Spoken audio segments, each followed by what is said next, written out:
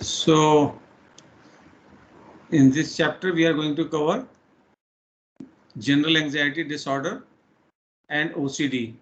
तो दोनों में जो है हम क्या क्या चीजें कवर करेंगे, एक तो सिम्टम्स एंड क्लिनिकल फीचर्स, दूसरा जो उनका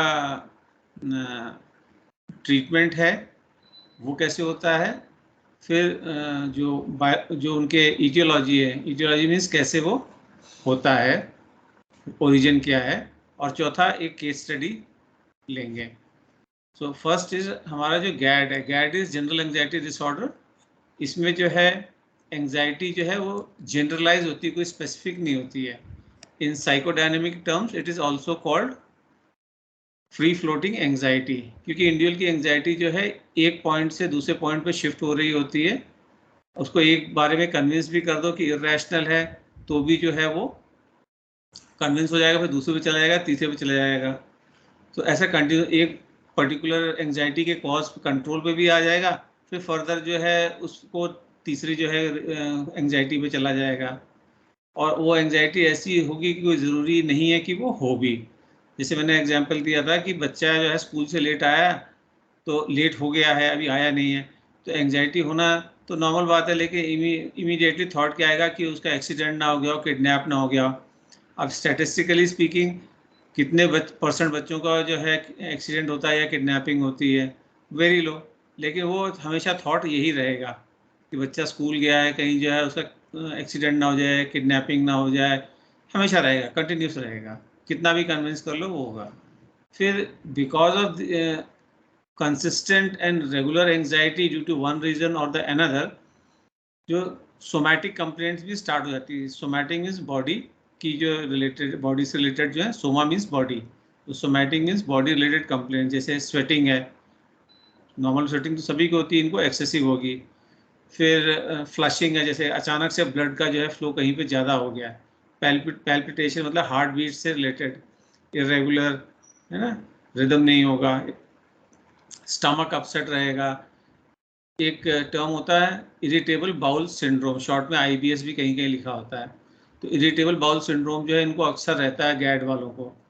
फिर लंप इन थ्रोट, जैसे गले में कुछ अटका हुआ है. फिर फ्रीक्वेंट यूरिनेशन की अर्ज इनको बार बार होती है, they will go to washroom again and again. फिर रैपिड ब्रीदिंग भी होती है. इनकी जो है ब्रीदिंग जो है शैलो, कभी शैलो ही होती है, कभी डीप नहीं होती है, और रैपिड होती है, बहुत जल्दी जल्दी होती है. तो इसीलिए one of the techniques for treatment is deep breathing. जो रिलैक्सेशन के लिए इनको करवाते हैं वो डीप ब्रीदिंग कराते हैं. फिर twitches and tics are common. Tics मैंने बताया था कल कि वोकल भी हो सकता है, मोटर भी हो सकता है, तो दोनों भी हो सकते हैं, वो फिर टुरे हो जाएगा.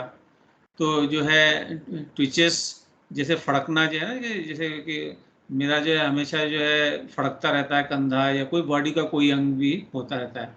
सो ट्विचेस एंड टिक्स भी कॉमन है. अब ये गैड वाले जो होते हैं, इनके डायग्नोसिस के लिए जो है 6 में से 3 सिम्टम्स मिनिमम होने चाहिए. 6 में से 3 सिम्टम्स होंगे तभी जो है हम कहेंगे कि हाँ क्लिनिकल सिम्टम्स हैं. तो पहला क्या है, रेस्टलेसनेस और फीलिंग कीड अप. इनको कभी भी चैन नहीं पड़ेगा, हमेशा जैसे जो है चाबी भरी हुई है ऐसा लगेगा. हमेशा कभी कुछ कभी कुछ कभी कुछ कह रहे हैं, कर रहे हैं, सोच रहे हैं, ऐसे होगा. जैसे ADHD में मैंने बताया था ना कि टॉय में जैसे चाबी भर दी जाती है, तो जब तक चाबी ख़त्म नहीं होगी टॉय चलता रहेगा. तो ऐसा ही इनका कुछ होगा, क्योंकि कॉन्स्टेंटली जो है इनकी एंग्जाइटी जो है किसी न किसी चीज़ के लिए है. एंग्जाइटी मीन्स फ्यूचर का फियर. फियर तो हियर एंड नाउ और इमिनेंट होने ही वाला है. एंग्जाइटी मीन्स फ्यूचर में और कोई गारंटी नहीं कि ऐसा होगा. तो इसलिए जो है हमेशा इनमें चाबी सी भरी रहती है, दे आर ऑलवेज कीड अप. फिर second is being easily fatigued. बहुत थोड़ा सा कुछ करेंगे और एकदम थकान इनको महसूस होगी. फिर third is difficulty in concentration. Obvious बात है, जो बाई प्रोडक्ट है कि कॉन्स्टेंटली जो इधर से उधर जो है थॉट इनके जो चल रहे हैं, किसी एक पॉइंट पे फोकस नहीं कर पाएंगे ये. फिर इरिटेबिलिटी, चिड़चिड़ापन. they always constantly have one or the other anxiety, so obviously they will feel that they are not having control over the situation or their over life. तो उससे irritability जो है इनकी बढ़ती जाएगी। फिर मसल टेंशन, तो जब आदमी स्ट्रेस्ड होता है, कल हमने बात करी थी कि तो उसका जो सिंपैथेटिक नर्वस सिस्टम वो जो है एक्टिवेट हो जाता है, तो अब इनका कॉन्स्टेंटली एक्टिवेट रहता है, तो जो वेरियस जो है हार्मोन्स वगैरह जो रिलीज होते हैं, जैसे एड्रेनलिन है, कॉर्टिसोल है, इस टाइप के रिलीज होते रहते हैं, तो उससे जो है बॉडी पे इफेक्ट आते ही आता है, तो मसल टेंशन होती है। फिर स्लीप डिस्टर्बेंस, या तो अक्सर ये कंप्लेन करेंगे कि हमको नींद आती नहीं है, या थोड़ी बहुत आती है और हम करवटें बदलते रहते हैं, थोड़ी देर आएगी फिर नींद ही नहीं आ रही है, तो ऐसे कुछ ना कुछ उनको स्लीप डिस्टर्बेंस रहेगा। So these are the common features of people having general anxiety disorder, which is also called GAD in short terms. Now, अब अधिकतर जो लोग जो हैं, काफ़ी संख्या में जो लोग होते हैं जिनको गैड होता है, they live without the help of doctor. काफ़ी सारी संख्या में ऐसे लोग होते हैं, वो डॉक्टर से हेल्प नहीं लेते हैं, उनको नॉर्मली वो लाइफ जी रहे होते हैं, क्योंकि उनके लिए जो है वो एक सिंपली वरी है जो उनको करनी चाहिए, उनको उसमें कोई एबनॉर्मलिटी नज़र नहीं आ रही होती है। प्लस स्पेशली अगर उनको जो है सोशल सपोर्ट सिस्टम उनके पास में अवेलेबल है, तो सपोर्ट सिस्टम अवेलेबल है तो उसकी हेल्प से जो है कोई रीएश्योरेंस एश्योरेंस मिलता रहता है, या उनकी जो भी कॉज ऑफ एंग्जाइटी है या वरी है उसको कोई और टेक केयर कर रहा है, तो चीज़ें इनकी लाइफ में कंट्रोल रहती हैं। कंट्रोल रहती है इन द सेंस डॉक्टर के पास नहीं जाना पड़ता है, सब कुछ नॉर्मल नहीं रहता है, लाइफ तो इनकी क्लिनिकली सिग्निफिकेंट इम्पेयर्ड रहती है, जो हमने ऊपर बात करें, तो उतर इम्पेयरमेंट रहता है, पर क्योंकि सपोर्ट है इसलिए इनको डॉक्टर के पास में जाना नहीं पड़ता है। And nearly 1/3 of the cases में क्या होता है कि बिना डॉक्टर के पास गए हुए स्पॉन्टेनियस रिकवरी हो जाती है, मतलब गैड रहा कुछ दिनों तक या कुछ महीनों तक या साल 2 साल भी रहा, और उसके बाद में अपने आप ही इंडिविजुअल ठीक हो गया। So these are the key symptoms and clinical features of GAD. तो ये क्लियर हो तो फिर मैं आगे बढ़ूं, ठीक है। अब हम केस स्टडी करते हैं, तो जो बुक में केस स्टडी दी है उसमें दिया है कि एक लड़की है फातिमा, तो वो स्कूल टाइम से उसकी हिस्ट्री दी है, तो जो स्कूल टाइम में जो है she was anxious for studies, और किसी ने फ्रेंड ने या टीचर ने स्कूल में कुछ कह दिया, she will be very upset, वो उसके लिए की चीज़ हो गई। फादर अगर घर में जो है लेट आ रहे हैं जॉब से, तो वही अप्रीहेंशन है कि कहीं एक्सीडेंट ना हो गया, जो मैंने बताए थे features. Then she gets married at the age of 22। अब उसके हस्बैंड का जो है एक छोटा बिजनेस होता है, तो वो जो छोटा बिजनेस जो होता है ऑब्वियसली सेटअप करने में तो टाइम लगता ही है, तो अब वो बिजनेस की जो डिफ़िकल्टीज़ हैं या इनिशियली लॉसेस वगैरह भी होते हैं, जो हस्बैंड शेयर करता था उससे आके, she used to become anxious and worried. तो शुरुआत में तो हस्बैंड ने ये सोचा कि भाई ठीक है, वाइफ है, she is concerned about me, that's why she is worried कि मेरे बिजनेस में ठीक नहीं हो रहा है। लेकिन वो जब ग्रेजुअली कंसिस्टेंटली और एक्सेसिवली होने लगा, तो husband also started getting irritated. Then she got pregnant, she gave birth to a girl and then to a boy. तो अब वो during pregnancy also she was worried excessively. थोड़ी बहुत वरी तो सबको ही होती है कि भाई प्रेगनेंसी नॉर्मल हो, डिलीवरी नॉर्मल हो, बच्चा नॉर्मल हो, वो तो अच्छी बात है, लेकिन हमेशा जो है नेगेटिव थॉट से जो है एंग्शियस और वरीड रहना कि बच्चे डिलीवरी में कोई प्रॉब्लम ना आ जाए, बच्चे में कोई प्रॉब्लम ना हो, कोई जेनेटिक जो कॉम्प्लिकेशन हो, इस टाइप के नेगेटिव थॉट से रिलेटेड एंग्जाइटी ज़्यादा थी। फिर इवन बच्चे हो भी गए, तो उसके बाद में जो है कॉन्स्टेंटली जो है, when the girl started attaining the age of puberty, when she reached puberty, then she is worried about girl कि कोई उसका फ़ायदा ना उठा ले, वो इनोसेंट है या कोई गलत काम ना कर ले, स्कूल से लेट हो रही है तो कुछ गलत ना हो गया हो। फिर लड़का जब बड़ा हो रहा है तो then she is again worried कि लड़का जो है अपने आप को खेलते में हार्म ना कर ले, हर्ट ना कर ले। तो इस तरह से जो है constantly she threw out her life she was constantly worried about one और द अदर रीजन। सो ये एक की फीचर होता है गैड वालों का कि in most part of their life they are not normal, they are not relax, they are not happy, they are worried और एंशियस अबाउट समथिंग। और फिर इसी तरह जो है, क्योंकि they consistently feel they are not in control of their life, so वो कुछ इस तरह से जो है जादू टोने के चक्कर में भी पड़ जाते हैं। जैसे इस पर्टिकुलर केस एग्जांपल में दिया है कि ये जो फातिमा है वो किसी पीर बाबा वगैरह के पास में जाने लग गई, तो वो ताबीज़ वगैरह बना के दे दिया उसने, पीर बाबा ने। तो वो ताबीज़ से टेम्परेरी रिलीफ तो उसको मिल गया कि हाँ भाई मेरे को जो है कुछ जादू टोना करके दे दिया, now everything will be all right. लेकिन वो तो उसकी कांस्टेंट वरी की आदत है ना, एक इशू अगर सॉल्व भी हो जाएगा तो वो दूसरे पे फिर हो जाएगी, तो फिर पीर बाबा के पास में जाएगी। तो ऐसे ये कॉन्स्टेंटली इन लोगों का चलता रहता है। ये केस स्टडी क्लियर है या आगे बढ़ूं? ठीक। प्रेवलेंस की बात करें तो जो जनरल पॉपुलेशन में इसमें 3 to 5% एज पर DSM-4, याद रखना ये सारी जो हम पढ़ाई कर रहे हैं DSM-4 के डाटा के मुताबिक कर रहे हैं। सो 3 to 5% जो है जनरल पॉपुलेशन के लोग जो है वो गैड से सफ़र करते हैं, which is quite a big number. अगर हम जैसे बात करें जैसे इंडिया की पॉपुलेशन लेट अस से कि 140 करोड़ है, तो 1,40,40,000 जो है 1% हुआ।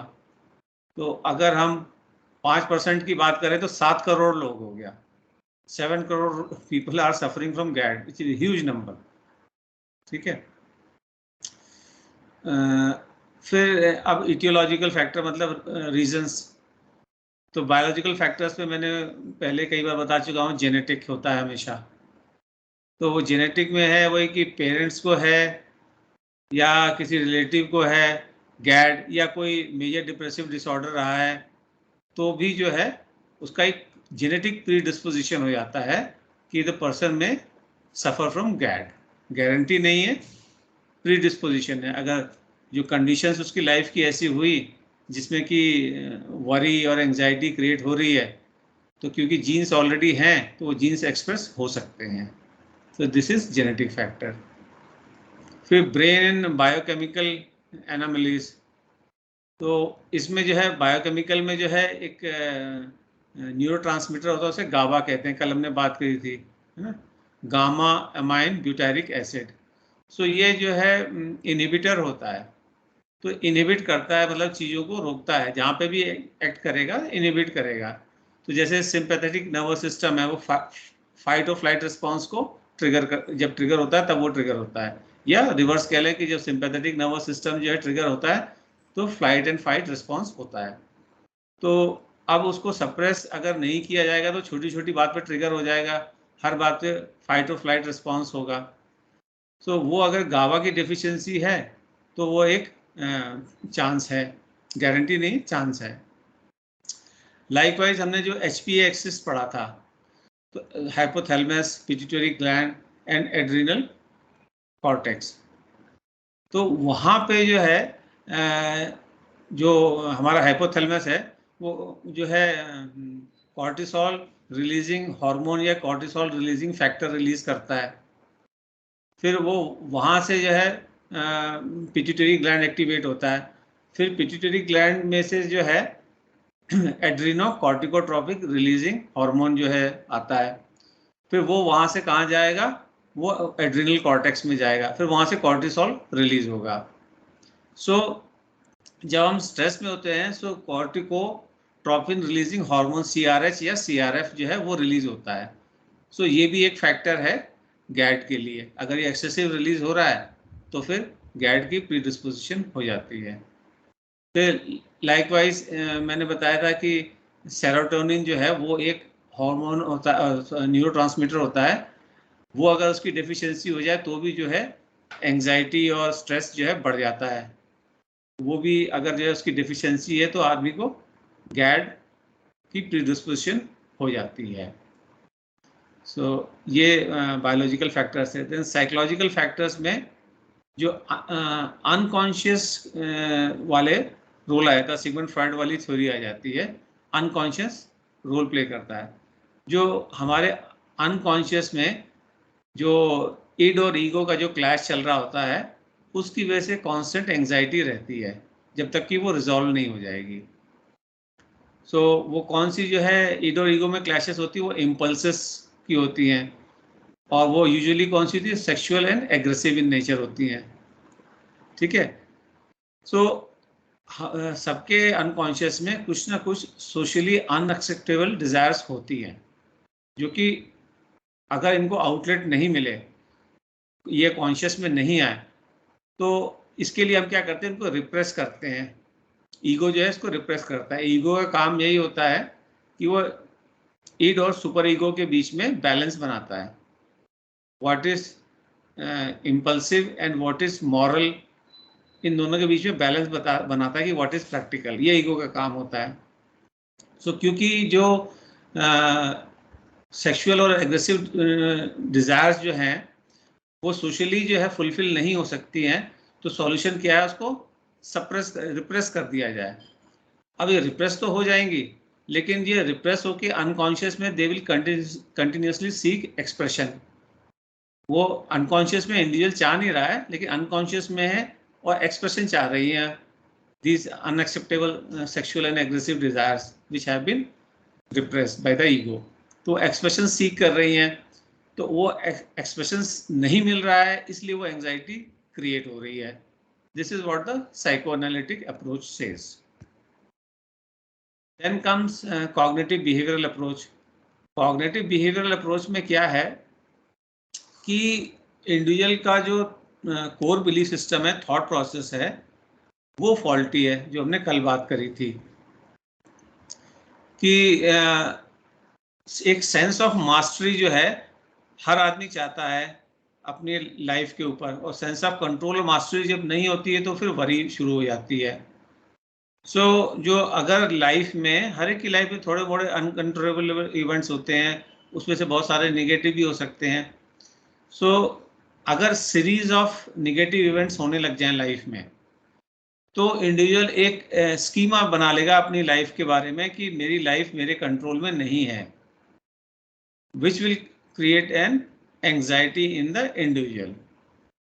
सो अगर हम इनको, जो गैड वाले पेशेंट्स हैं, इनके लाइफ इवेंट्स को कंपेयर करें पीटीएसडी वाले पेशेंट्स के साथ में, तो गैड वाले जो पेशेंट्स हैं इनके लाइफ के इवेंट्स इतने ट्रॉमेटिक नहीं होते हैं जितने पीटीएसडी वालों के ट्रॉमेटिक होते हैं। बट क्योंकि वो सीरीज ऑफ इवेंट्स हैं, तो इनको बस ऐसा सेंस, ये जो परसेप्शन बन जाता अपनी लाइफ के बारे में कि nothing is under my control and things are always going bad and I am not in control of my life.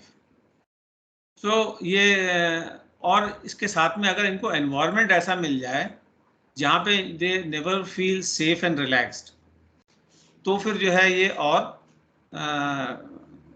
Precipitating factor हो जाता है कि इवेंट्स जो हो रहे हैं वो तो हो ही रहे हैं, और एनवायरनमेंट भी उसको ऐसा मिल रहा है जहाँ पे वो सेफ और रिलैक्स महसूस नहीं कर रहा है, तो ये एडिशनल चीज हो जाती है। तो एक relative lack of safety signals जो है वो इनकी लाइफ में होता है, वो कैरेक्टराइज करता है गैड वालों को। This is a relative lack of safety signals. अब एक चीज यहाँ पे ध्यान रखनी होगी जो मैंने कल बताई थी कि हमारे हर इमोशन, हमारे हर नेचुरल इंस्टिंक्ट जो है उसका एक फंक्शनल रीजन होता है, उसका एक सर्वाइवल रीजन होता है, वो खामखा में नहीं होता है। So worry and anxiety have a survival और फंक्शनल आस्पेक्ट ऑल्सो। वो हमको अलर्ट रखते हैं, सावधान रखते हैं, काम करने के लिए मोटिवेट करते हैं। अगर हम किसी भी चीज़ के लिए वरी ना करें, किसी भी चीज़ के लिए एंशियस ना हो, तो फिर हम कुछ करेंगे ही नहीं लाइफ में। So that far it is okay. लेकिन जब वो डिसफंक्शनल बन जाए, काउंटर प्रोडक्टिव बन जाए, सिग्निफिकेंट इम्पेयरमेंट लाना शुरू कर दे, नाउ इट बिकम्स पैथोलॉजिकल। ये ध्यान रखना है। कभी भी ये नहीं कहना है किसी से कि बिल्कुल चिंता मत किया करो, बिल्कुल एंजाइटी मत करो, ये तो अननेचुरली हो ही नहीं सकता है।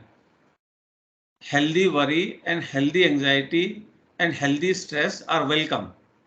और हेल्दी कब मानेंगे? If it is improving yourself. Improve कर रहा है तो अच्छी बात है ना, लाइफ में सब कुछ हो रहा है तो करो, वरी क्या प्रॉब्लम है, स्ट्रेस भी रखो, एंजाइटी एंशियस भी रहो। बट अगर वो तुम्हारी परफॉर्मेंस को डिक्रीज कर रहा है, now it is becoming pathological. So ये डिफरेंशिएट करना पड़ेगा वेदर इट इज फंक्शनल और पैथोलॉजिकल।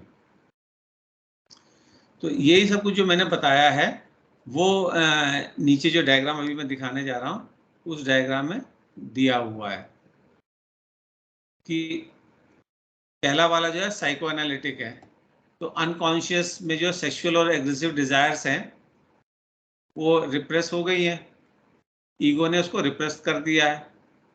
अब दे आर सीकिंग एक्सप्रेशन, क्योंकि वो नेचुरल डिजायर्स हैं। तो वो यहाँ पे जो कॉन्फ्लिक्ट हो रहा है इन दोनों के बीच में, उसके लिए उसकी वजह से एंजाइटी क्रिएट हो रही है। अब वो एंजाइटी एक्सप्रेस कैसे हो, वो एक्चुअल जो उसकी अनकॉन्शियस में सेक्सुअल और एग्रेसिव डिजायर है वो तो नहीं कर सकता है इंडिविजुअल, सोसाइटी की वजह से। तो वो एंजाइटी कैसे एक्सप्रेस होगी, वो मल्टीपल अटैचमेंट्स होगी, डिफरेंट डिफरेंट चीज़ों से की वजह से एंशियस रहेगा बट विल रिमेन डिससेटिस्फाइड। ठीक है, क्योंकि जो जो एक्चुअल रीजन है वो उसका फुलफिल नहीं हो रहा है। तो एक रिजॉल्व भी हो जाएगी, फिर दूसरी दूसरी हो जाएगी, तीसरी तीसरी हो जाएगी, चौथी, ऐसा चलता रहेगा। This is psychoanalytical explanation. Cognitive वाला, small but uncontrollable negative events हो रहे हैं लाइफ में कई सारे, तो ऑटोमेटिक थॉट क्या आ रहा है कि मेरी लाइफ में कुछ भी मेरे कंट्रोल में नहीं है। कैटास्ट्रोफाइजिंग, कैटास्ट्रोफाइजिंग का मतलब बिल्कुल सब बर्बाद हो जाएगा, तहस नहस हो जाएगा। ये स्मॉल अनकंट्रोलेबल हैं नेगेटिव इवेंट्स, उनकी वजह से अनकंट्रोलेबली उसके दिमाग में जो थॉट्स आएंगे, ऑटोमेटिक थॉट्स, वो कैसे होंगे, कैटास्ट्रोफाइजिंग होंगे। और वो थॉट्स की वजह से उसको loss of sense of mastery होगा कि मैं अपनी लाइफ पे कंट्रोल कर ही नहीं सकता, है ही नहीं, ना है ना हो सकता है। और उसकी वजह से उसको एक जनरल एंजाइटी रहेगी, और जनरल एंजाइटी फिर जो है कोई नया ऑटोमेटिक थॉट लेके आ जाएगी, ऐसे ही सर्कल चलता रहता है। सो अगर यहाँ पे जो फर्स्ट वाला स्टेप है उसको सेफ एनवायरनमेंट मिले, रिलैक्सिंग एनवायरनमेंट मिले, रीअश्योरिंग एनवायरनमेंट मिले, तो फिर जो है ये नेगेटिव थॉट्स आने बंद हो जाएंगे। इसका ये, अब ट्रीटमेंट की बात करें गैड का, तो एक तो ड्रग्स होता है, वो जो है साइकेट्रिस्ट देते हैं। तो उसमें एक जो है, कल भी हमने इस ड्रग का नाम पढ़ा था, बेंजोडियाजेपिन। सो बेंजोडियाजेपिन जो है ये काफ़ी एक्सटेंसिवली यूज होता है गैड में। सो ये रिलीफ तो काफ़ी जल्दी देता है, लेकिन ये हैबिट फॉर्मिंग भी है। हैबिट फॉर्मिंग मतलब इंडिविजुअल को आदत पड़ जाती है इस चीज़ की, फिर उसके बिना जो है उसको एंजाइटी रिलीफ होगी नहीं। तो ये भी है। फिर एक दूसरी जो है बसपिरोन है। बसपिरोन जो है ये भी एंजाइटी के लिए यूज होती है, बट इसमें जो है कुछ वीक्स का टाइम लगता है एक्टिवेट होने में। Just wait.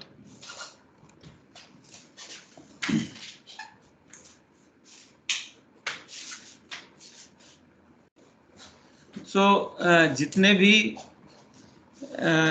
Psycho active drugs हैं उनमें एक खास बात होती है कि दे इमीडिएटली जो है नॉर्मली स्टार्ट नहीं हो जाता उनका रिजल्ट आना। They take certain amount of time to show results which is usually 2 weeks of time. So ये बसपिरोन भी जो है लगभग 2 वीक का या उससे ज़्यादा का भी थोड़ा बहुत हो सकता है ऊपर नीचे, वो टाइम लेती है। एंटी डिप्रेसेंट भी दिए जाते हैं गैड में, बट ये सब जो है साइकेट्रिस्ट देगा।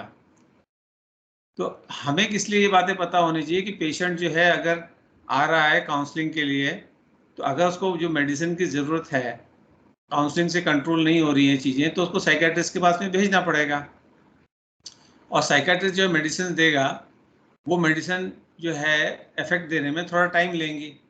तो पेशेंट की दवाई खाना ना छोड़ दे, तो ये बात उसको समझाने की होती है। दूसरी बात क्या है कि मेडिसिन ने इफेक्ट दिखाना शुरू किया तो पेशेंट्स कई बार क्या करते हैं, उनको मेडिसिन को लेना फिर छोड़ देते हैं, हाँ अब तो मैं ठीक हो गया। वो भी गलत है।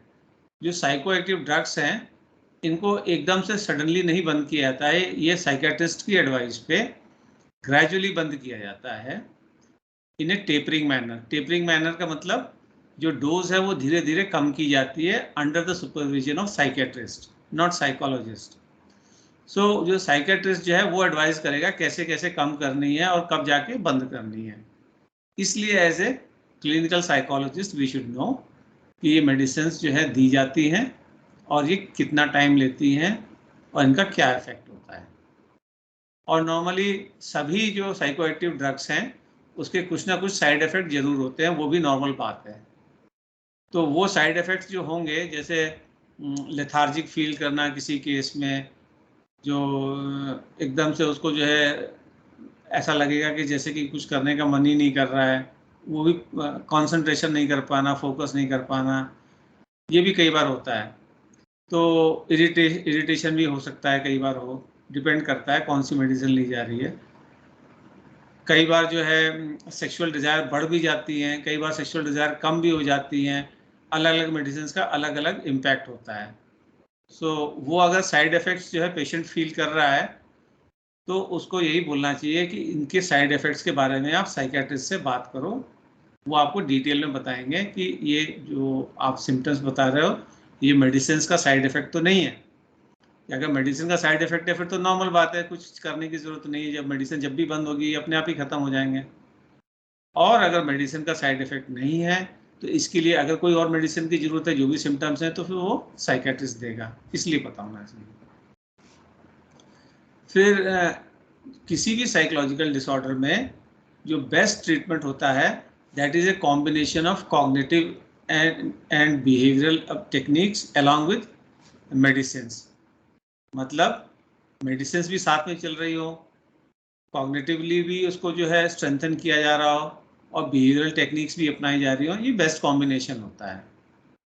तो एज ए साइकोलॉजिस्ट हमें जो है कॉग्निटिव और बिहेवियरल टेक्निक्स पे फोकस करना चाहिए। मेडिसिन वाला पार्ट साइकियाट्रिस्ट का है।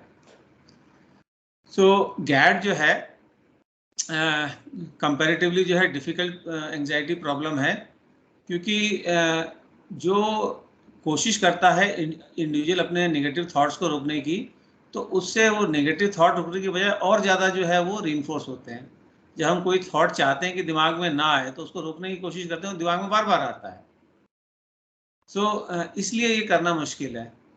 तो ये कहने का कोई फ़ायदा नहीं होगा पेशेंट को कि तुम इसके बारे में सोचा मत करो।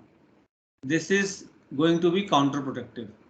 जितना बोलोगे इसके बारे में मत सोचो, उतना ही ज़्यादा जो है काउंटर प्रोडक्टिव होगा। तो फिर क्या करें? तो उसमें ये होता है कि जो पॉजिटिव एस्पेक्ट्स हैं लाइफ के या किसी इवेंट के, उसके बारे में सोचें।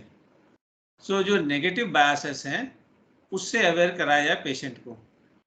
जैसे अगर जो है किसी पेशेंट को कोई घर में मान लो हस्बैंड है, वो लेट आ रहा है, ऑफिस से लेट हो गया है, तो एंजाइटी शुरू हो गई कि एक्सीडेंट ना हो गया हो। तो उससे पूछो कि भाई आज तक कितनी बार एक्सीडेंट हुआ है लेट आने पे, या तुम्हारी जान पहचान में जितने लोग हैं वो जितनी बार भी लेट आए कितनी बार एक्सीडेंट हुआ है।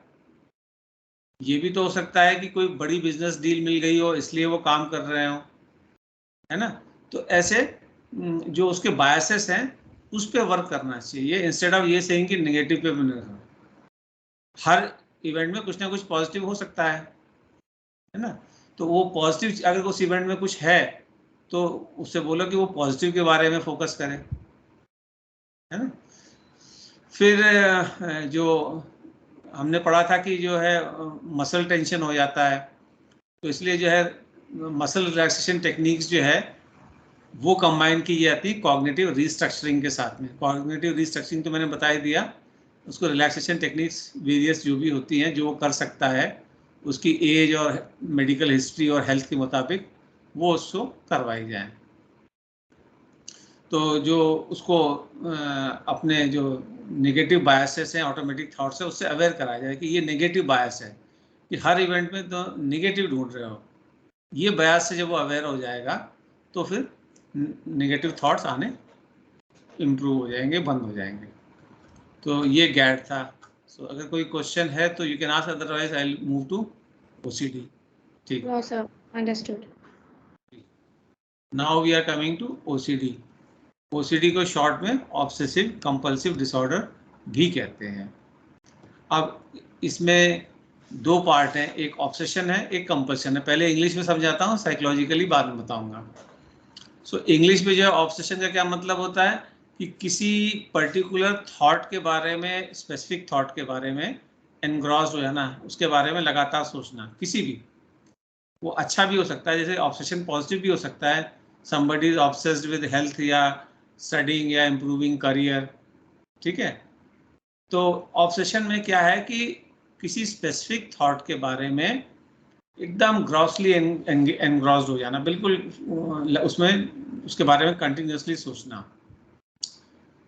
और कंपल्सन का मतलब हो, कंपल्सन का इंग्लिश मीनिंग ये है कि somebody is forced or compelled to do something, है ना, कि तुम्हें ये करना ही पड़ेगा टाइप से, ये कंपल्सन हो गया कि भाई अगर तुम्हें स्कूल में आना है तो यूनिफॉर्म पहननी पड़ेगी, तो ये कंपल्सन है।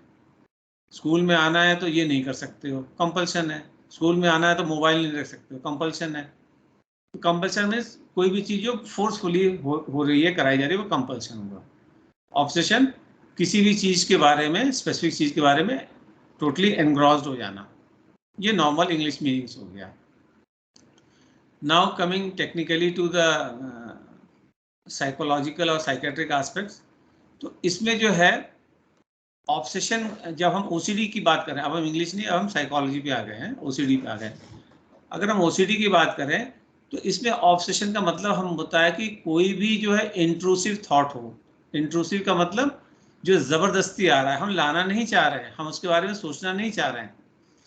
जैसे इंग्लिश मीनिंग में हमने बात करा था कि वो हो सकता है हम लाना चाह रहे हो कि हमें अपनी हेल्थ के बारे में सोचना है, तो हम वो थॉट लाना चाह रहे हैं। हमें अपना करियर इंप्रूव करना है, तो कैसे इंप्रूव करना है हम सोचना चाह रहे हैं। यहाँ पे इंट्रूसिव थॉट है, वो ज़बरदस्ती आ रहे हैं, हम लाना नहीं चाह रहे हैं। पहला कैरेक्टरिस्टिक ऑब्सेशन का ये। दूसरा क्या है, intrusive thoughts, images and impulses often of A negative और अनएक्सेप्टेबल काइंड। दूसरी चीज ये है, एक तो पहली बताई मैंने इंट्रूसिव है, दूसरा कि वो थॉट, इमेजेस, इम्पल्सिव है, वो कैसी हो, निगेटिव और अनएक्सेप्टेबल हो। पॉजिटिव नहीं होंगी, निगेटिव या अनएक्सेप्टेबल हो सकती है, ठीक है। तीसरी चीज क्या है, despite one's desire to get rid of it, individual जो है उससे पीछा छुड़ाना चाहता है, वो नहीं चाहता उसके बारे में सोचे, फिर भी नहीं छुड़ा पा रहा है। ये तीन चीजें हैं, ठीक है। इंट्रूसिव है, निगेटिव और अनएक्सेप्टेबल है, and individual wants to get rid of it, लेकिन वो कर नहीं पा रहा। ये तीन चीजें जब होंगी तो हम कहेंगे हाँ ऑब्सेसिव है ये चीज या नहीं है। ये क्लियर, ऑब्सेसिव क्लियर हो गया, ठीक है। अब कंपल्शन पे आते हैं। कंपल्शन जैसे कि इंग्लिश मीनिंग बताया था कंपेल्ड, तो वहां पे तो फोर्सफुली कोई एक्सटर्नल फैक्टर करा रहा था, यहाँ पे जो ऑब्सेशन है वही करा रहा है कंपल्शन को, क्योंकि ऑब्सेशन जो है वो इंट्रूसिव है, निगेटिव है, इंडिविजुअल उससे छुटकारा नहीं पा रहा है, तो एंजाइटी क्रिएट होगी। उस एंजाइटी से रिलीफ पाने के लिए वो जो इंडिविजुअल है वो कुछ कंपल्सन करेगा, कोई एक्शन करेगा, ताकि उसको टेम्परेरीली पार्टली रिलीफ मिल जाए, जो कि मिलेगा। लेकिन फिर से वही आ जाएगा, क्योंकि वो इंट्रूसिव है, निगेटिव है, अनएक्सेप्टेबल है, इंडिविजुअल कंट्रोल नहीं कर पा, तो फिर से वो एंजाइटी बढ़ेगी, तो फिर वो कंपल्सिव एक्शन करेगा। तो ऐसे जो है बार बार ये साइकिल रिपीट होती जाएगी, और ऑब्सेशन और कंपल्शन का जो है पेयरिंग होने से वो रीइंफोर्समेंट होता जाएगा, ठीक है। This is obsession and compulsion का एक्सप्लेनेशन इन साइकोलॉजिकल टर्म्स। और ये जो भी ऑब्सेसिव थॉट्स वगैरह हैं, ये जो है जो इंडिविजुअल की जो रियल लाइफ है, जो प्रेजेंट मूवमेंट की लाइफ है, इससे ऑफन इररिलेवेंट होंगे, ऑफन इररिलेवेंट। प्रेजेंट रियलिटी है उससे कोई लेना देना नहीं होगा इनका, अक्सर, हमेशा नहीं, अक्सर, ये भी एक होता है। एंड उसको इंसाइट होती है इंडिविजुअल को कि भाई ये मैं सोच रहा हूँ, कॉन्स्टेंटली वरी कर रहा हूँ, ये ठीक नहीं है, इसकी ज़रूरत नहीं है, लेकिन वो सक्सीड नहीं कर पा रहा होता है, ये भी एक फैक्टर है। तो जो इनके बहुत सारे जो अनयूजुअल फियर्स होते हैं, जैसे कि मैंने पिछली क्लास में बताया, फियर ऑफ कंटामिनेशन, हाथ गंदा होने का तो एक नॉर्मल है, हर एक को होता है, उसमें कोई बड़ी बात नहीं है। लेकिन इनका अनयूजुअल फियर हो क्या होगा, कंटामिनेशन की, कुछ ऐसा टच हो जाएगा जिसकी वजह से मुझे कोई इतनी सीरियस बीमारी हो जाएगी कि फिर मैं बचूंगा नहीं, तो ये अनयूजुअल हो गया।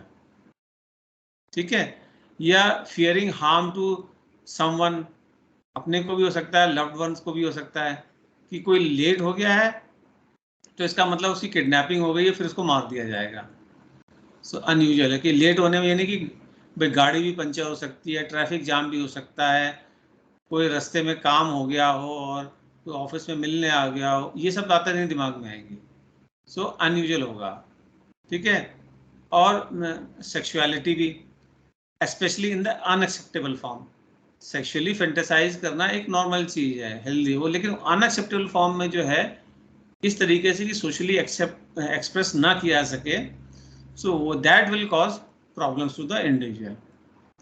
सो this is what is obsession and compulsion. ये समझ में आ गया हो तो फिर मैं आगे बढ़ूं। ठीक है, नाउ बता चुका हूं। एक और जो है कि इसमें जो कंपल्सन जो होते हैं, वो कंपल्शंस जो है इंडिविजुअल के ऐसे होते हैं कि वो उसकी लाइफ में कोई सिग्निफिकेंट इम्पेयरमेंट किसी ना किसी तरीके से ला रहे होते हैं। जैसे अगर कोई बार बार जब भी कोई किसी को लगे कि कोई भाई ऐसी फीलिंग आ रही है कुछ बुरा होने वाला है, तो जाके पूजा करेंगे, तो 1 घंटे पूजा करी, फिर थोड़ी देर बाद फिर कुछ लगा कि ये बुरा होने वाला, फिर पूजा करी। तो अगर दिन में जो ऐसे 8 बार कर रहा है तो 8 घंटे तो पूजा में लगा दिए। ठीक है, सेकेंड एग्जाम्पल, कॉन्टामिनेशन का फियर है। कॉन्टामिनेशन का फियर है तो जाके हाथ धोएगा, ठीक है, धो लिया कोई बात नहीं, फिर धोएगा, चलो फिर धो लिया। तो अब इससे बार बार करने से एक तो टाइम वेस्ट हो रहा है, दूसरा क्या है, कई बार इतना वो कंपल्सिव, इतना ऑब्सेशन इतना स्ट्रांग होता है, इतना कंपल्सिव होता है कि वो अपने हाथों में जख्म कर लेते हैं धो धो के इसको। कास्टिक सोडा से धोएंगे, ऐसी ऐसी चीज़ों से धोने लग जाएंगे, बड़े बड़े ऐसे केमिकल्स ढूंढ के लाएंगे डिकॉन्टामिनेशन के लिए, जिससे स्किन को हार्म हो जाए। सो वो भी है। तो इस तरह से जो इनका जो कंपल्सिव एक्ट है, वो इनकी लाइफ में कोई सिग्निफिकेंट इम्पेयरमेंट ला रहा होता है। ठीक है, एक और बात है, हमेशा ये ज़रूरी नहीं है कि ऑब्सेशन के साथ में कंपल्शन हो।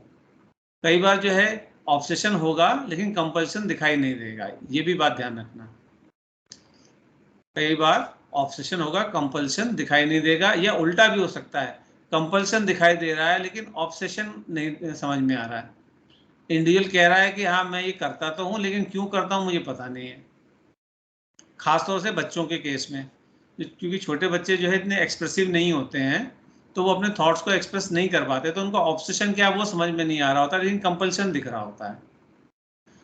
और बड़ों के केस में क्या होता है कि ऑब्सेशन तो है दिमाग में, अब वो कंपल्सन जो है उनको पता है कि अगर हम करेंगे तो लोग हमको टोकेंगे, अजीब सा मानेंगे, तो हो सकता है वो कंपल्सन पे अपने कंट्रोल कर पा रहे हो, लेकिन ऑब्सेशन कंटिन्यूसली है, वो थॉट कंटिन्यूसली चल रहा है, specially if it is related to aggression और सेक्सुअलिटी। ठीक है, is this point clear? Yes sir. So ये है। अब जो जो वर्ल्ड हेल्थ ऑर्गेनाइजेशन है उसके हिसाब से ये जो ओसीडी है, this is the leading cause of disability. और ओसीडी को एक comparatively one of the most difficult mental disorder माना जाता है ट्रीट करने के लिए। In most cases people suffering from OCD they require life long help. कम हो सकता है, लेकिन in most cases they require life long help in terms of medication और साइकोथेरेपी। ठीक है, ठीक भी हो जाते हैं कई लोग, लेकिन वो परसेंटेज कम होता है, उनको हेल्प की ज़रूरत फिर भी होती है। नाउ ये जो मैंने अभी बताया था, ये इसी स्कीमेटिक डायग्राम है। सबसे पहले क्या है, जो टॉप पे जो है, या यहाँ से लेते हैं, जो उसने एक्शन करता है, उस जो इंट्रूसिव थॉट है उसे टेम्परेरी रिलीफ मिलता है। ठीक है, अब ये शुरुआत कहाँ से हो रही है? Intrusive thought of negative things, impulses और इवेंट, यहाँ से शुरुआत हो रही है। अब इससे रिलीफ पाने के लिए वो कोई रिपीटेटिव बिहेवियर करेगा, रिपीटेटिव बिहेवियर करेगा तो उसे टेम्परेरी रिलीफ मिलेगा। अब दो चीज़ें हो रही हैं, क्योंकि इंट्रूसिव थॉट और ये टेम्परेरी रिलीफ पेयर हो रहे हैं किसके साथ में? रिपीटेटिव बिहेवियर के साथ में। तो ये कंडीशनिंग, क्लासिकल कंडीशनिंग हो गई। इंट्रूसिव थॉट आया, एक्शन किया, टेम्परेरी रिलीफ मिला, तो ये कंडीशन हो गया। ये दोनों चीज़ें कंडीशन हो गई। Action is condition with the relief, तो बार बार इसको करेगा, पहली बात। दूसरी बात, क्योंकि वो परमानेंट रिलीफ नहीं मिल रहा है उसको, इंट्रूसिव थॉट आएंगे ही आएंगे, फिर थोड़ी देर में आएंगे, तो इंडिविजुअल को डिस्ट्रेस होगा कि that he or she is not able to control the intrusive thoughts. ये है। अब ये क्लियर है, तो मैं आगे केस स्टडी पे आता हूँ। ठीक है, यस सर। ठीक है। So now coming to the case study given in the book. तो इसमें जो है एक यंग मैन की जो है केस स्टडी दी है, हु इज 26 ईयर्स ओल्ड। तो वो अपने सिटी में कहीं जाते में एक्सीडेंटली किसी चीज़ के ऊपर स्टेप कर देता है, समथिंग डर्टी। तो वो घर में आके, उस टाइम नहीं, घर में आके उसको ये लगता है कि प्रॉबेबली उसने जो जिस चीज़ के ऊपर स्टेप किया था वो यूज कॉन्डोम था। उस टाइम उसने नहीं देखा था, घर आके वो ये सोच रहा है। So now he started feeling कि बहुत वो गंदा हो गया, कॉन्टेमिनेटेड हो गया है। तो उसने जो है फिर आके खूब अच्छे से घर में नहाया धोया, चलो यहाँ तक तो नॉर्मल है। फिर ग्रेजुअली क्या हुआ, द पर्सन, दैट बॉय और man, he started becoming afraid of stepping on anything which is dirty, क्योंकि स्ट्रीट में, सड़क पे तो कुछ भी हो सकता है ना, यूज कॉन्डोम भी हो सकता है, फीसेस भी हो सकते हैं, स्पुटम, थूक भी सकता है इंसान, कुछ भी हो सकता है, गोबर भी हो सकता है, इट कैन बी एनीथिंग। वो ये तो स्ट्रीट पे हम कंट्रोल नहीं है हमारा। हमारा कंट्रोल क्या है कि हम बच के चल सकते हैं खाली, और अगर पैर के नीचे कुछ आ भी गया तो उसको साफ कर लिया जाएगा, इतना ही कर सकते हैं। तो सिर्फ यहाँ तक बात नहीं रहती, इनका क्या है कि now he started having vivid imaginary of the person who soiled the street, जिसने भी स्ट्रीट पे वो गंदगी फेंकी थी, with in the form of sputum और फीसेस और यूज कॉन्डोम, वो इमेज उसके दिमाग में आ रही है कि वो कैसे सब हुआ होगा। अब ये इंट्रूसिव थॉट हो गया, along with the fear of stepping on something dirty। तो कॉन्स्टेंटली उसके दिमाग में ये इमेजरी आ रही, तो ऑब्वियसली ये इमेजरी कोई रिलीफ गिविंग तो है नहीं, कोई भी नहीं चाहेगा कि इस टाइप की इमेज उसके दिमाग में आए, पर वो कंट्रोल नहीं कर पा रहा है। अब उसका इम्पैक्ट क्या होगा कि वो सड़क पे जाना अवॉइड करेगा, या कोई पर्टिकुलर ऐसी स्ट्रीट होगी जिसमें उसको लगता है कि गंदगी ज़्यादा, वो स्ट्रीट में ही नहीं जाएगा। अब ऑफिस जाने के लिए जो शॉर्ट रास्ता है वो हो सकता है 10 मिनट का हो, वहाँ से इसलिए नहीं जाएगा क्योंकि उसको लगता है वहाँ गंदगी होगी, वो 45 मिनट 1 घंटे वाला रास्ता लेगा। तो अब ये क्लिनिकली सिग्निफिकेंट इम्पेयरमेंट आना शुरू हो गया उसकी लाइफ में, है ना। ऐसे इनडायरेक्ट भी होता है, हमेशा डायरेक्टली नहीं दिखता है। अब ये जो उसका ये कंपल्सिव बिहेवियर है, ये किसी को कैसे समझ में आएगा जब तक वो बताएगा नहीं किसी को। इवन ऑब्सेशन भी नहीं दिखेगा क्योंकि वो तो दिमाग में चल रहा है। लेकिन ऑफिस में बार बार लेट हो रहा है, तो ऑफिस वाले क्या सोच रहे हैं कि ये लेट लटीफ आदमी है, डिसिप्लिन नहीं है, लेट आता है। सो हमेशा डायरेक्ट एक्सप्रेशन नहीं होता है इन चीज़ों का, ये ध्यान रखना। अब यहाँ तक भी चलो ठीक है, लंबा रास्ता ले लिया, मान लो वो ऑफिस मैनेज कर रहा है, टाइम से जा रहा है, चलो जल्दी उठ के चला रहा है। फिर वो वापस जब घर आता है तो अब उसके दिमाग में वो इमेजनरी तो कांस्टेंट चल रही है, ही or she is not sure कि भाई पता नहीं मैंने किस चीज़ पे स्टेप कर दिया हो सकता है आज मुझे पता ही ना चला हो। तो फिर वो घर आके जो उसका एक रिचुअल बन गया कि भाई वो इतनी बार जो है पैर धोएगा, इतनी बार हाथ धोएगा, इतनी बार जो है कपड़े धोएगा, इवन जो साबुन है उसके सरफेस को साफ करेगा, साबुन को धोएगा। ठीक है, तो ये अब जो है जो घर में आके वो कर रहा है, ये अगेन टाइम कंज्यूमिंग हो गया, और इतना ज़्यादा जो है बॉडी को वॉश करेगा तो हो सकता है कि स्किन पे भी इफेक्ट आए। So now it becomes clinically significant impairment. ठीक है, सो ये ऐसी केस स्टडी इसमें बुक में दी हुई है। ये एनी क्वेश्चंस, या मैं आगे बढ़ूं? आगे बढ़ूं, ठीक। अब ना प्रेवलेंस की बात करें, अगेन 2 to 3%। अब वही अगर हम 100 करोड़ लोगों की बात करें तो 3 करोड़ लोग हो गए 3% के हिसाब से, है ना। और 140 करोड़ की बात करें तो लगभग जो है 4.2 करोड़ हो गए। तो 4.2 करोड़ लोग अगर ओसीडी के हमारे आसपास हैं और 5% के हिसाब से मैंने बताया था 7 करोड़ लोग जो है गैड वाले हो गए, तो 11 करोड़ से ज़्यादा जो है मेंटल डिसऑर्डर वाले लोग हो गए हमारे आसपास। अभी तो सिर्फ 2 ही डिसऑर्डर की बात करी हमने। सो इमेजिन जो है कितने सारे लोग हमारे आसपास हो सकते हैं जिनको कोई ना कोई मेंटल डिसऑर्डर होगा। ठीक है। नाउ इटियोलॉजी, कि इसका ओरिजिन कहाँ से होता है, तो अगेन वही सबसे पहले आता है बायोलॉजिकल फैक्टर, पेरेंट्स वाला। I think it is sufficiently covered, इसको मुझे एक्सप्लेन करने की ज़रूरत नहीं है बार बार। हाँ, एक चीज़ जो है ये ध्यान रखने की है कि जो कई तरह के फोबिया होते हैं वो इवोल्यूशनरी होते हैं। जैसे हमने बताया था कि फियर ऑफ हाइट होना नॉर्मल है, बच्चे को पैदाइशी होता है, बिना किसी के सिखाए होता है, क्योंकि उसका एक इवोल्यूशनरी पॉइंट ऑफ व्यू से नेसेसिटी है, वो हमारे लिए ज़रूरी है सर्वाइवल के लिए। सो इसी तरह जो कई जो है एंजाइटी क्रिएटिंग या नेगेटिव थॉट्स जो दिमाग में आते हैं वो उनका बेनिफिट है, उनकी सर्वाइवल के लिए ज़रूरत है, लेकिन वो क्लिनिकली सिग्निफिकेंट इम्पेयरमेंट हो जाते हैं तब वो गड़बड़ है।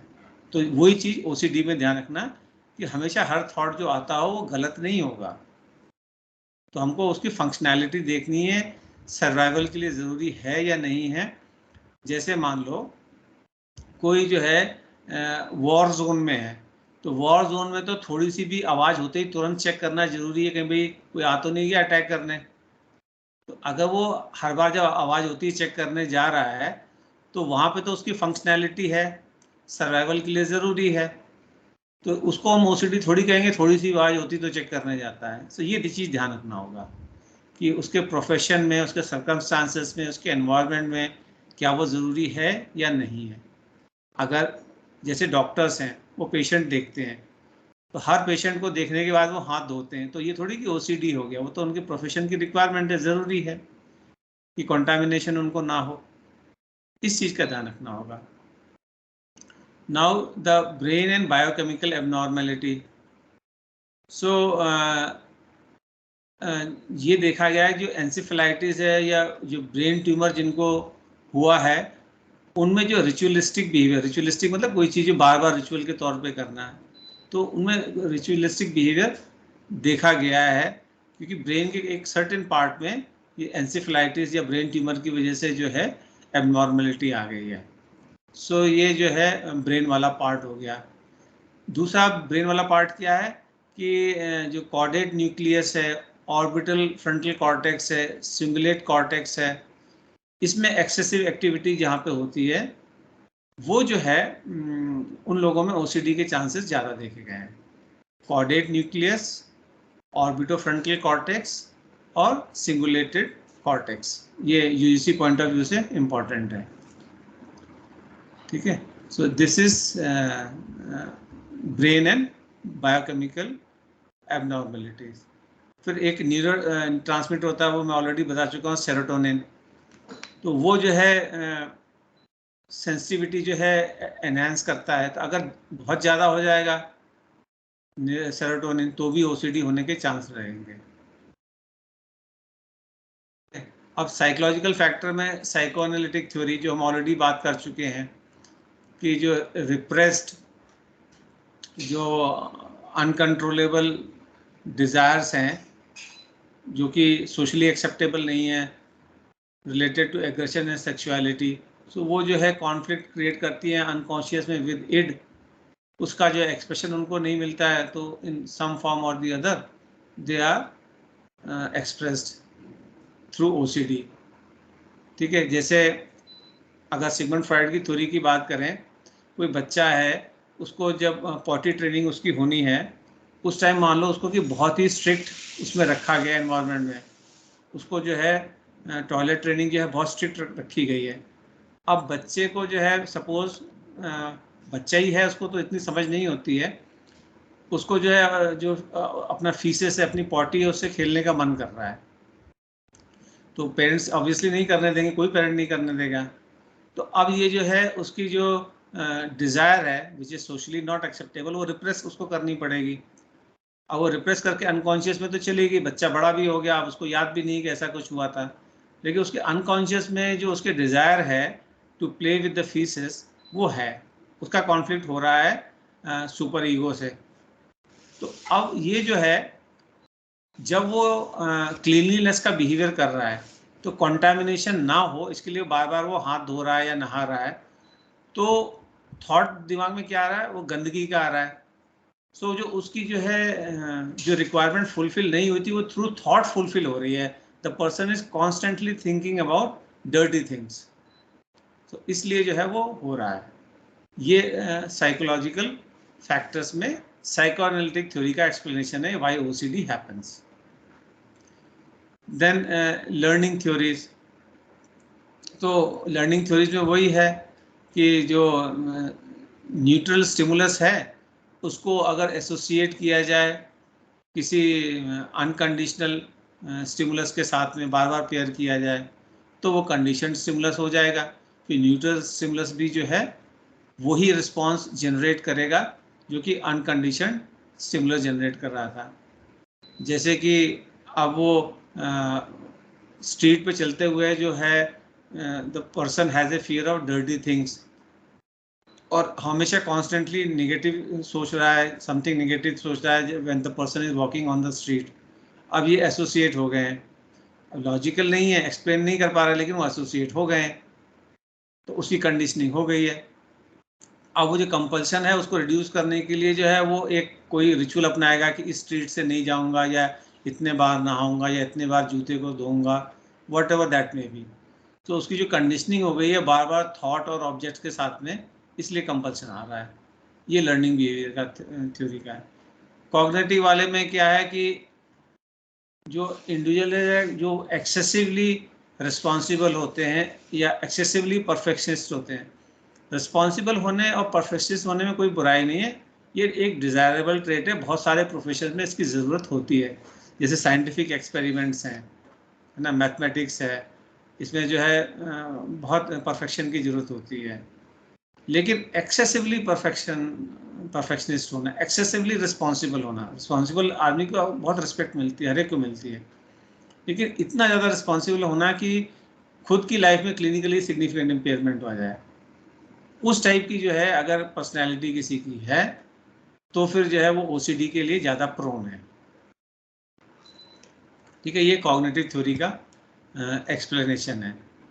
तो वो रियलिटी के टच में नहीं रह पाता है क्योंकि एक्सेसिव है उसका, हर चीज़ वो जो सोच रहा है वो एक्सेसिव है, तो उसका रियलिटी से टच खत्म हो जाता है।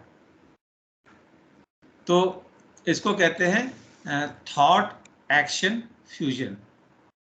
ये मैं हाईलाइट कर देता हूँ, this is thought action fusion. तो हमारे जो थॉट हैं वो एक्शन के साथ में फ्यूज हो जाते हैं कि ये थॉट आया है तो ये एक्शन होना ही पड़ेगा। अगर वो नहीं हुआ तो फिर हमें एंजाइटी आएगी कि अगर मुझे ये थॉट आया कि मेरे किसी चाहने वाले को या जिसको मैं चाहता हूँ उसको कोई हार्म हो सकता है, और मुझे ये लगा कि जो है मैं अभी जाके पूजा करने बैठ जाऊँ तो उसको हार्म नहीं होगा, पूजा करने में बैठ गया, तो अब क्या होगा, थॉट और एक्शन का फ्यूजन धीरे धीरे हो जाएगा। हर बार वो थॉट होगा तो वो एक्शन अपने आप ही उसके हाथ में फ्यूज हो गया, वो एक्शन होगा ही होगा। ठीक है, ये कॉग्निटिव थ्योरी है। अब ट्रीटमेंट की हम बात करें ओसीडी की, तो अगेन ट्रीटमेंट जो है जो फार्माकोलॉजिकल ट्रीटमेंट मतलब मेडिसिन वाला, वो तो साइकेट्रिस्ट देगा जो भी मेडिसिन देनी है। At the level of psychologist जो हम ट्रीटमेंट दे सकते हैं, वो इसका जो सबसे इम्पॉर्टेंट या सबसे की ट्रीटमेंट जो है ओसीडी में दिया था वो एक्सपोजर एंड रिस्पॉन्स प्रिवेंशन।